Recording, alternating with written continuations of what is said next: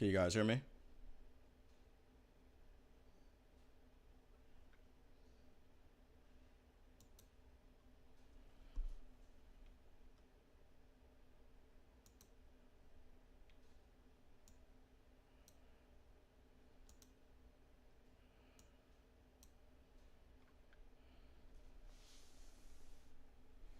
Test, test. 1 2 1 2. Can you guys hear me?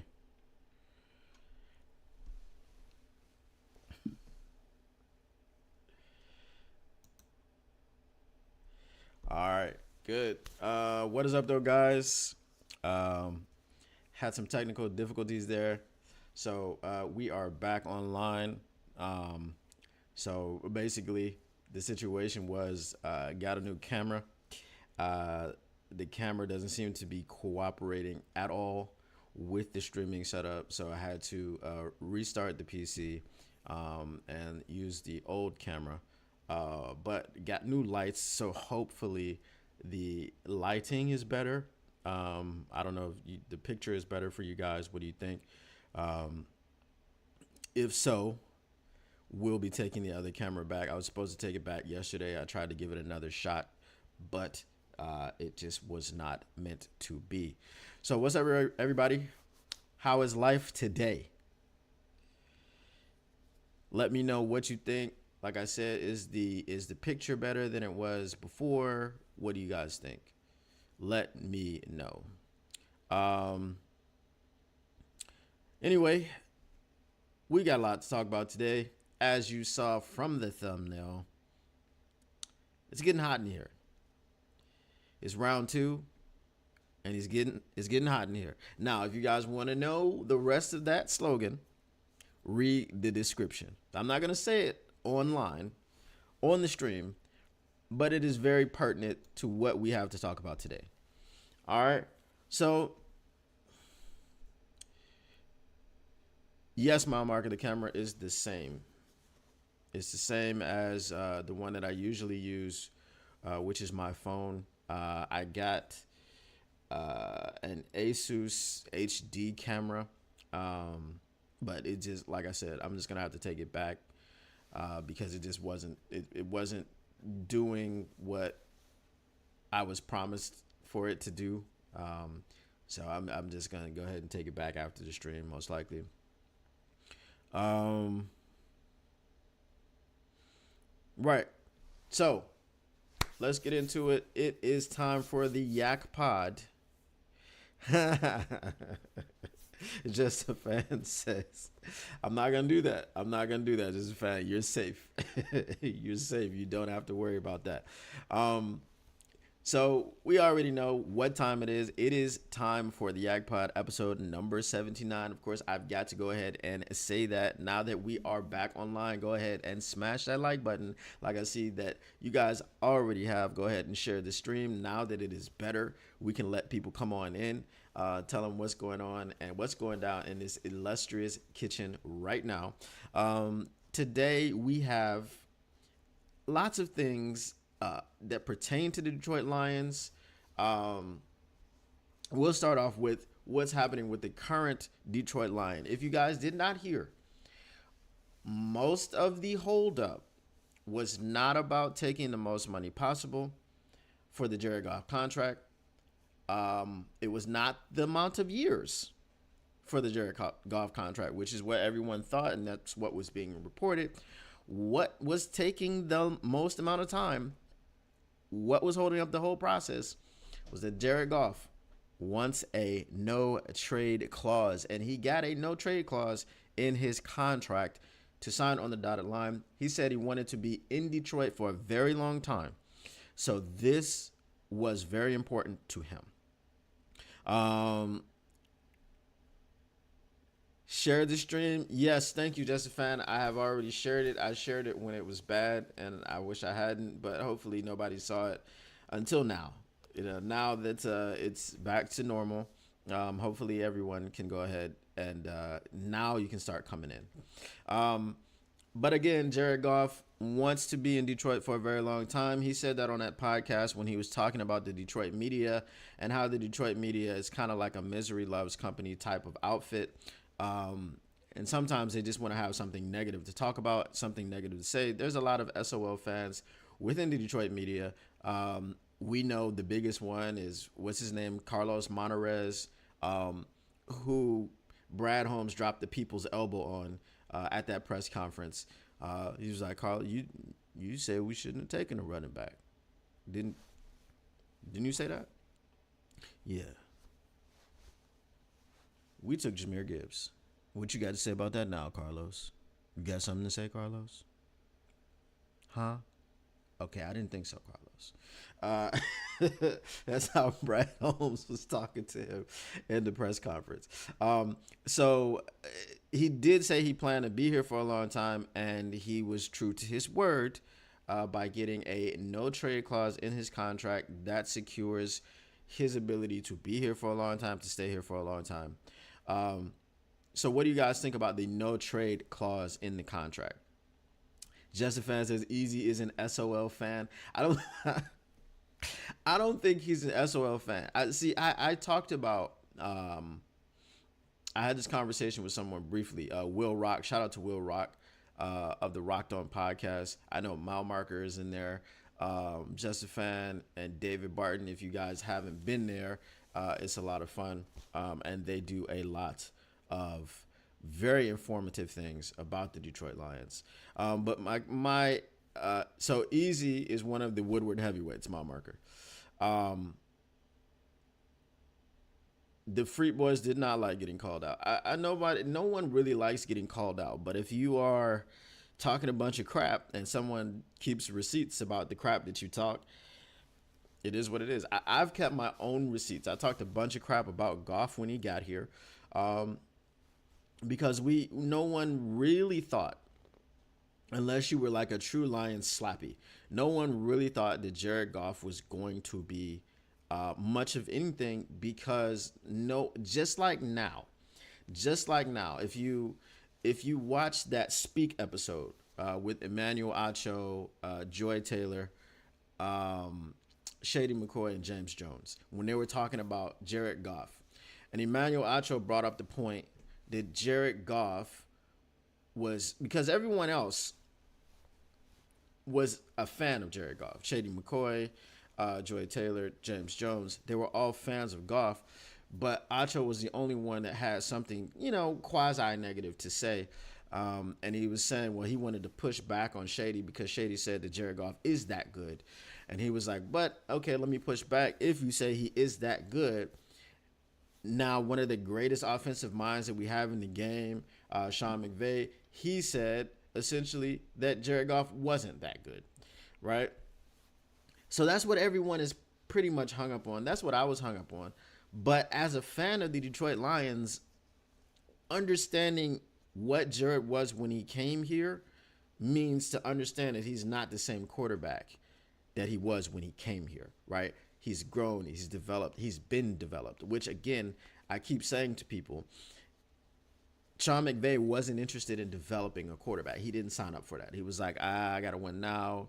I'm the cool Ken doll, and I got my Barbie. No one really knows who my Barbie is, but it is what it is. I'm the LA guy. I'm the young hot stuff. I've got to win now. I've got to make my mark in the NFL. So he didn't have any time to develop a quarterback. He wasn't interested in developing quarterback. And also, Sean McVay at that time, and I think Sean McVay also has grown. I believe that Sean McVay wanted it to be about Sean McVay. You can see in the way that he didn't trust Jared Goff, the way that he would talk to him up until the communication was cut off in the helmet. The way that he wouldn't allow him to call his own protections, the way that he wouldn't allow him to call his own audibles, feeding him every play that if you don't like this play for whatever reason, then check into this play, right? It was like a specific 2-3 plays that he had called that were like, if you don't like number 1, you call 2-3. right? And that's not giving your quarterback autonomy. That's not having any trust in your quarterback. And I think now um, he has grown, and he probably having Stafford there, he probably, because we know that Stafford's a veteran. We know he was in Detroit for 12 years, but he probably has seen the ability to have confidence in your quarterback, and he's probably understood the benefits of that. Like, okay, it's not all me. It doesn't have to be all me, and I shouldn't expect it to be all me all the time. I can just concentrate on being a head coach and calling the plays, and I can be confident in my quarterback going out and running the plays that I call, executing the offense, which he could have received if he would have just developed Jared Goff. So, but my point about the SOL fans, just a fan, SOL fans are people that want the Lions to fail because it fits their narrative, right? Imagine being, because I said, when I was talking to Will, I was like, well, we all come from an SOL background. And he was like, no, we don't. I said, wait, okay. Not so much SOL, because when my team was struggling for many years, all I wanted them to do was not struggle. And when struggling became the norm, when we expected them to struggle, which is where the SOL fans come from, they expected them to struggle, and in their mind, that's all they will ever do is to struggle. So now when they're having success, their natural reaction is to push back on success. This is where you get the JMO haters. This is where you get the Brad Holmes haters. More so Brad Holmes. I'm not, JMO, obviously with the start of his career, if you're hating on JMO, you're gonna look back at the start of his career and say he's not gonna be it. If you're hating on Jared Goff, you're gonna look back at when he got here and was like, yeah, he wasn't it. He was that guy at one point in time, and then whenever he has a stretch of 3 or 4 games, like he did last season, where he gets bitten by the turnover bug, you go back to looking at what Jared Goff was when he came here. That part, okay, I understand that part. But the Brad Holmes situation, so just because he didn't draft the player that you wanted him to draft, now he's a terrible GM. When he has an amazing hit rate, his hit rate is amazing, right? And I'm like, he's averaging about 4 impact players every draft. That's crazy.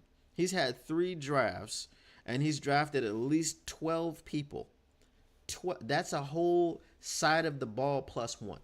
That's an entire side of the ball plus 1 that he has drafted that have been, if not stars, if not major contributors and starters, they are all contributors. Let's look at the people that he has. We're going to count them out. We got Penei Sewell, Ali McNeil, Amon-Ra St. Brown, James Houston. We have Hutch. JMO, look, JMO hasn't done it for a full season yet, but down the stretch in the playoffs, we saw JMO. So I'm going to say JMO. Right now, JMO has to fall completely apart not to be able to be that number 2 receiver that they want in Detroit. So we've got Hutch, we've got JMO, we've got, who else was in the draft with Hutch and JMO? Who else was it? I'm drawing a blank here. I think James Houston was in the draft with Hutch, but I already said James Houston.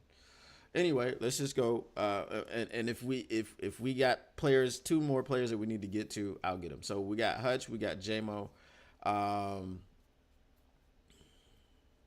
It's bugging me that I don't have those guys. But anyway, then we have Gibbs, we have Laporta, we have Campbell, we have Branch. Okay. Now I'm at 10. What are two names that I missed? I'm sure on Houston. I mean, when you come in as a rookie, having had 19 sacks in a season, your last year of college, and then you play 7 games and you have 8 sacks as a rookie, I'm sure on Houston. The only reason we didn't see anything from Houston last year is because he got hurt. Okay, Iffy, you got Iffy. That's one more. Now I need one more person. I think Iffy was the one that I was trying to think of in that draft with Hutch and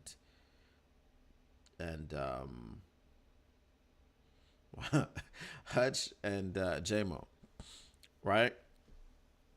So we need one more to have 12. Who was it?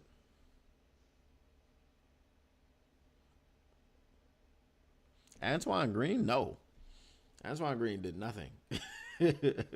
But he was a sixth, seventh round pick, seventh round receiver. So he didn't. Nah, it wasn't Green. There is one more person that I'm missing. Let's go down the line. Malcolm Rodriguez. He was a 6th round starter as a rookie. Um, Pascal, not so much. Pascal has the potential. He just hasn't been able to stay on the field. So we'll just go with Rodrigo. We'll go with Malcolm Rodriguez. Um, that's 12 contributors. Now, Kirby. There you go. Kirby Joseph. 13. Okay. 13. I don't know why I forgot Kobe, but 13 contributors in 3 drafts.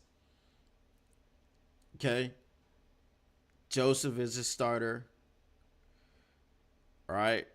Mitchell. Who's Mitchell? James Mitchell. Nah, but James Mitchell was like a 6th or 7th round pick, right? The only, Houston and Rodriguez were the ones that were picked in the 6th round that panned out to do something. Yeah, James Mitchell's a tight end, just a fact.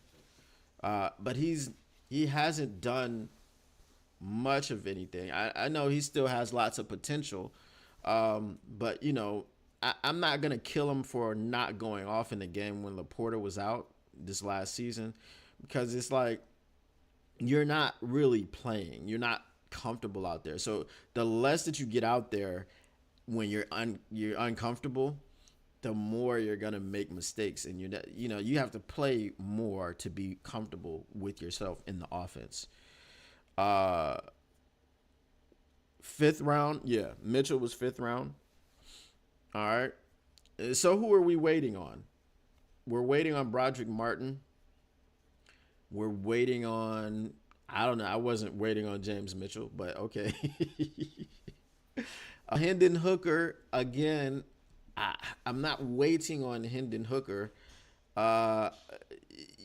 We want Hendon Hooker to be a solid backup for Jared Goff.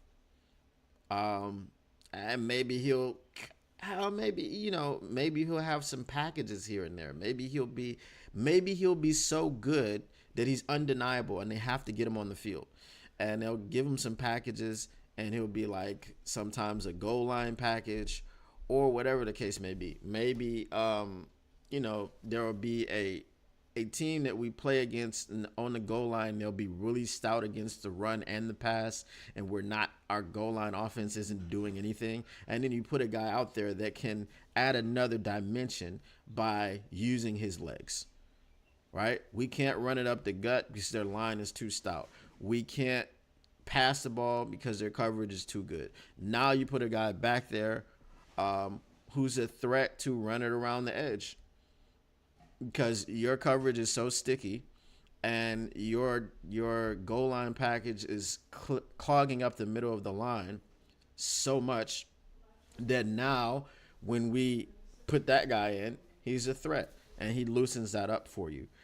So, that's a possibility. But to be waiting on Hooker, I really don't think that that's what's happening.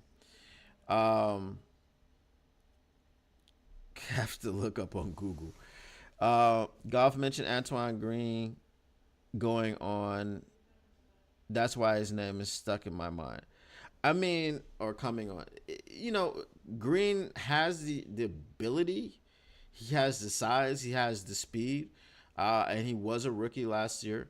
So you didn't really expect too much from him anyway. But now, you know, with them not signing another receiver really specifically to replace Josh Reynolds, there's going to be opportunities for guys to step up. And I think that that's what they're on. That's what they're looking for. They'd rather have someone step up who's already on the roster, and then they can keep the current construction of the roster with JMO not having anyone in front of him, and all the people just being behind him, trying to be, you know, spot contributors here and there. But as we said, that was the situation with Goff. And that's what the same old Lions fans are. Just people that like to be miserable. They like to have something to complain about. Once your team starts doing well, I'm not saying you start chirping at other fan bases. I'm not saying that you start being an ass. But once your team starts doing well, you should be filled with pride and excitement. And then it's like, okay, also you got SOL fans who are afraid to get their hopes up, right? Because so many years, this team, decades, has let us down. I mean, we had 3 decades between playoffs, but as soon as we get in the playoffs, we're happy. I mean, look at 2014 when Stafford was here. And we're going to get to Stafford in a minute.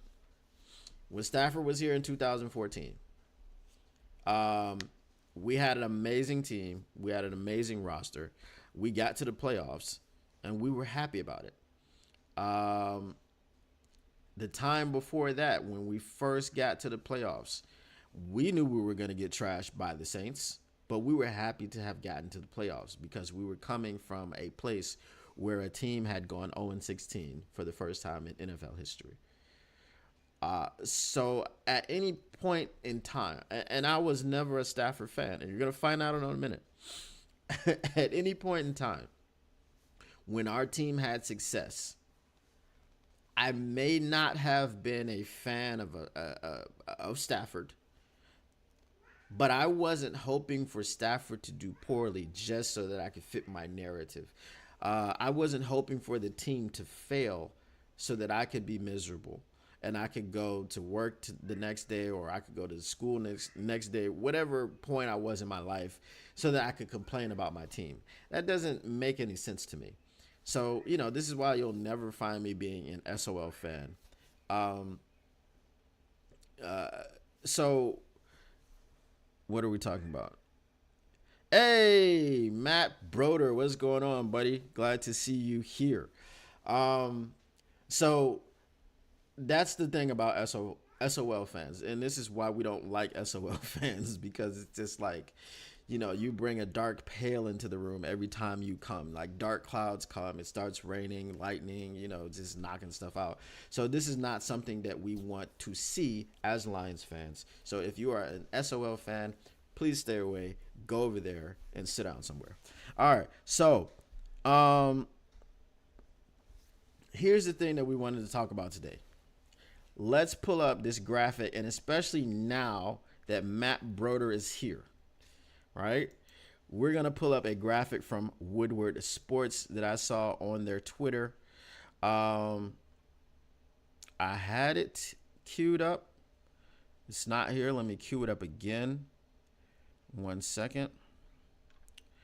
Like I said, I did have some technical difficulties. I did have to restart, so it didn't save some things that I had done. Let's see here. All right, so we're gonna go ahead and pull this up. Give me 1 second. All right, this is the one right here. All right, so let's take a look at this for a second. Um,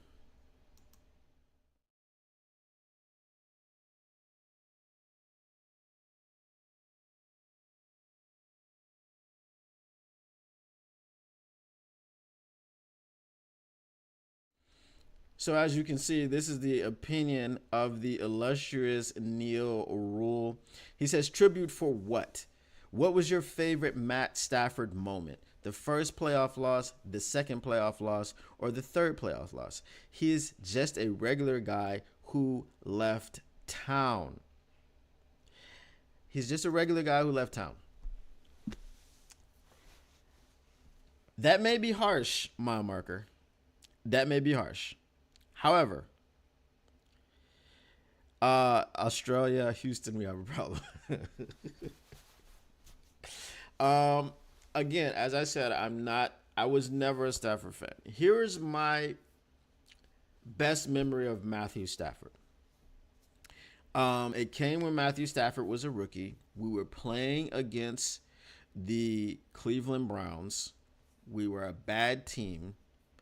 He got knocked out of the game with a separated shoulder. He came back in with a separated shoulder and won the game for us. I think that solidified him with the whole grit, the blue collar situation, or that Detroit is as a city, that endeared him to the fan base, and then we were off. I remember going to that first playoff against the Saints, and we got beat like 45 to something. I remember going to Seattle and getting beat in the playoffs. I remember going to Dallas with a stacked roster. Now, in case you guys don't remember, let's read off some of the names of the 2014 roster. Let's pull this up. All right. So, we had Isa Abdul Qudus. We're gonna just read these in alphabetical order. Isa Abdul Qudus. He was a dog, right? Special teams guy. Ezekiel Ansah. Can I interest you in Ezekiel Ansah? Anybody interested in Ezekiel Ansah? Was he any good? Was Ezekiel Ansah any good? You guys let me know. I don't remember. Was Ezekiel Ansah any good?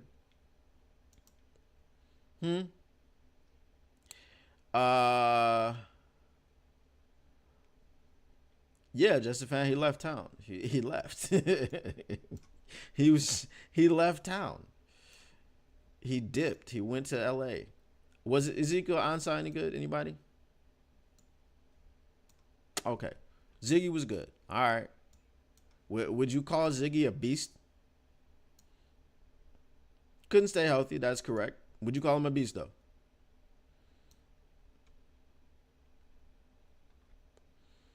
All right. You wouldn't call him a beast, just a fan? I called him a beast.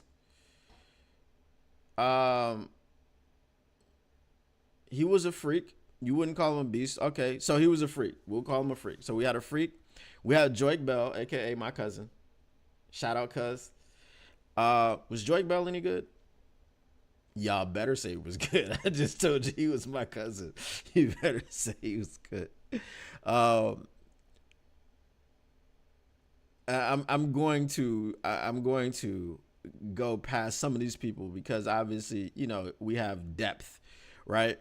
Um, Ryan Broyles, who was the leading receiver, like wasn't he the leading receiver in college football history or something like that? So he was decent. Reggie Bush, was Reggie Bush any good? I don't remember. Is it Reggie Bush? Who is this Reggie Bush guy? Does anybody remember a Reggie Bush, a Reginald Bush? Number 21. He was all right. What do you guys think? What do you guys think of Reggie Bush? Um, Reggie was a weapon. Okay. All right. Good. Josh Bynes, he was decent. right? He was a decent depth piece. Let's see. Um, we had Eric Ebron, so that may be a net negative there. Broder says that Brian Broyles was a top 3 college football player that he's ever seen. Okay. Nick Fairley, was Nick Fairley any good? He was 6'4", 308 pounds. Uh All right, brother. I'm sorry. I'm sorry. We'll call him EE. When we need to refer to him, we'll call him EE. Uh, so Nick Fairley. Here's the thing about Nick Fairley. People called Nick Fairley lazy, but they didn't realize, and he didn't realize until he got to New Orleans, that he had a heart condition.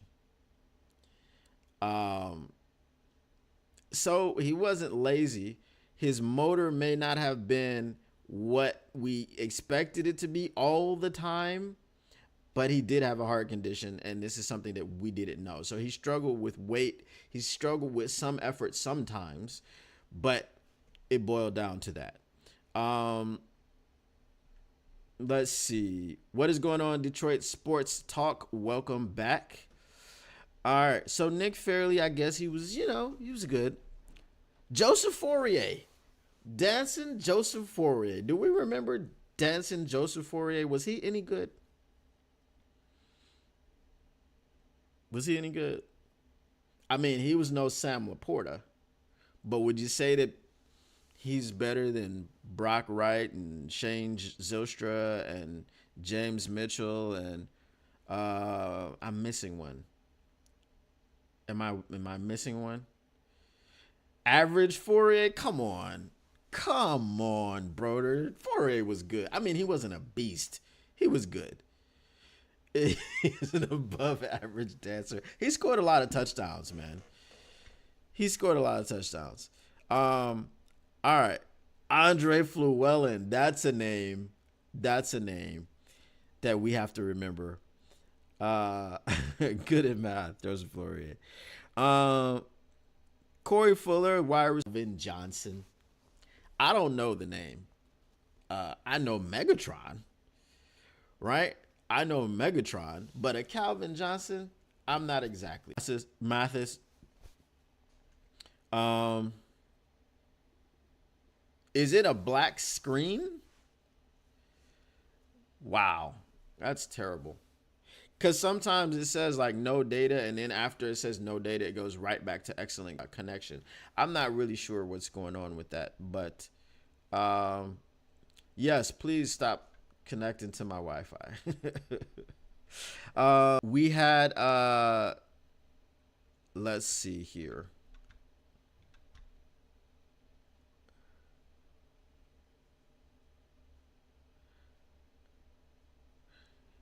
Yeah, so I'm getting that issue again.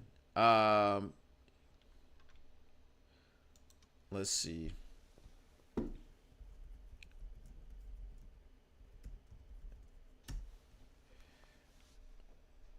Let's shut this thing down.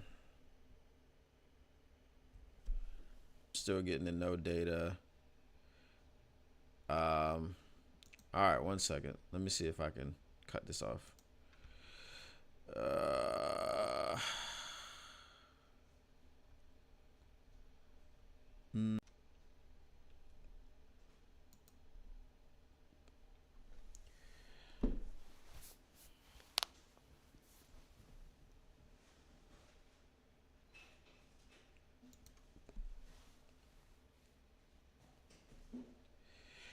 All right. Are we back? Can you guys hear me now?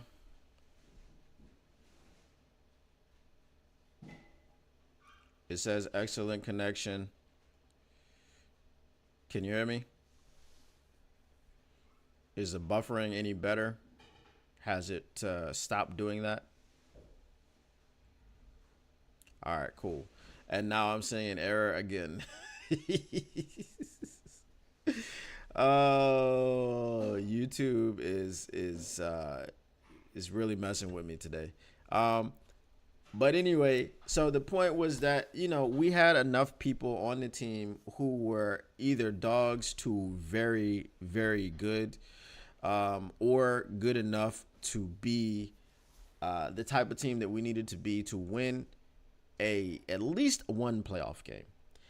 So we had the roster to win at least one playoff game, and we just did not do it. Um, yeah, mile marker. The buffering is is getting to be a problem. Again, I have no idea what's happening. It's been fine all week, but today it seems to be giving me the issues. Um,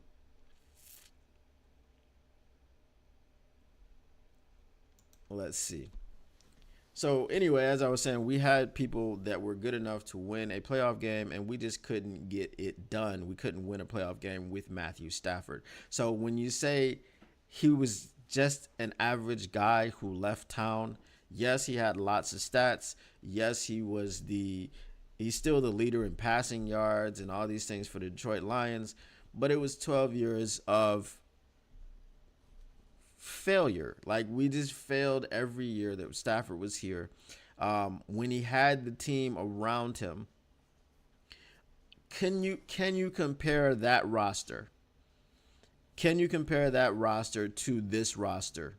If you say that this is an A plus roster that we have right now, around Jared Goff, what? Wow, brother, with the dad joke. um, Yeah. So, what is your grade? If we're saying this roster is A plus, what is your grade for the 2014 roster?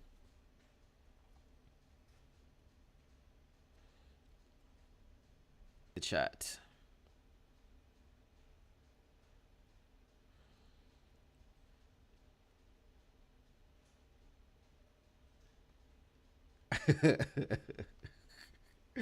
Just a fan seems to be having a moment.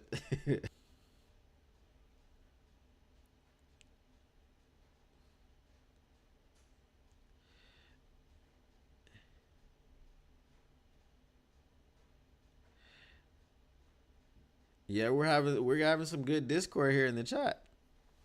We're having some good discourse here. So you're telling me that if we have an A plus roster, Stafford had an A to A minus roster and couldn't win a playoff game, and with an A plus roster, because the A plus roster is now as it is currently constructed. What would you call the roster from? I think with the additions of DJ Reader and Carlton Davis, Kevin Zeitler, Amik Robertson. Um, I can't say anything about any rookies. I think with James Houston coming back, I think with Marcus Davenport, hopefully being able, it's an A plus. Um, but let's say last season was an A minus. So we had an A minus roster and won two and a half playoff games. Right, we had the ability to win. So Jared Goff took an A minus roster to the doorstep of the Super Bowl, and Matthew Stafford took an A minus roster to a first round exit of the playoffs. I don't know, what do you want? He does not deserve a tribute video. Do not give that man a tribute video when he comes back to Ford Field. This year, we didn't give him one in the playoffs because he didn't deserve one in the playoffs. That would have just been weird anyway. It's the playoffs. It's win or go home. We're not trying to make you feel comfortable at all. Um, now, when you come in back to the NFC Championship game, it's not something that you don't need to feel comfortable here. You just don't, right? It's not something that you need to do. Um, I understand kind of where it comes. Everyone sticking through. This was a show that had issues from the beginning. I really don't understand what was going on with the buffering. It hasn't been this bad. Um, the